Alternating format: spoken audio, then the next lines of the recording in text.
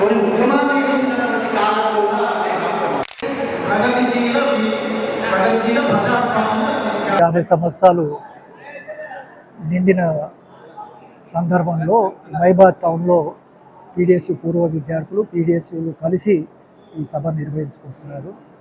50 సంవత్సరాల సుదీర్ఘ చరిత్ర పీడిఎస్యు కలిగి ఉంది. ఈ 50 సంవత్సరాల చరిత్రలో అనేక అంశాలపైన అనేక సమస్యలపైన బ్రహ్మాండమైనటువంటి పోరాటాలు నిర్వహించినటువంటి చరిత్ర పీడిఎస్యుది.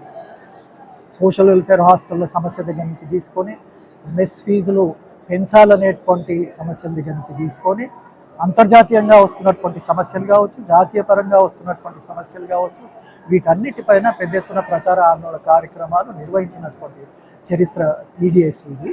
పీడిఎస్యుకు ఈ సమాజం పట్ల, ఈ సమాజంలో ఉండేటువంటి అసమానతల పట్ల, ఈ అసమానతల్ని ఎట్లా నిర్మూలించాలి, ఎట్లా లేకుండా చేయాలనేటువంటి దాని మీద ఒక అంచనా ఉండి, ఇది పీడిఎస్యు కేవలం అర్జీలు ఇచ్చే సంఘంగానో లేకపోతే ఇంకొక సంఘంగానో కాకుండా మొత్తం శ్రమజీవులతో విద్యార్థుల్ని తమ హక్కుల కోసం నిలబెట్టడమే కాకుండా ఈ సమాజ మార్పు కోసం తన ప్రాణ త్యాగాల్ని చేసినటువంటి ఒక గొప్ప చరిత్ర. అందుకు పీడిఎస్యు ఏదైతే 50 సంవత్సరాల సందర్భంగా తను సాగించినటువంటి కృషిని నెమరు వేసుకోవడం కోసం, అది ఒకసారి సమీక్షించుకోవడం కోసం, భవిష్యత్ తరాల కోసం సజీవంగా ఉంచడం కోసం తన 50 సంవత్సరాల అంటే అర్ధ శతాబ్ది ఉత్సవాలను అక్టోబర్ 24వ తారీఖున హైదరాబాద్లోని ఠాగూర్ ఆడిటోరియంలో, ఉస్మానియా యూనివర్సిటీలోని ఠాగూర్ ఆడిటోరియంలో జరుపుకోబోతుంది.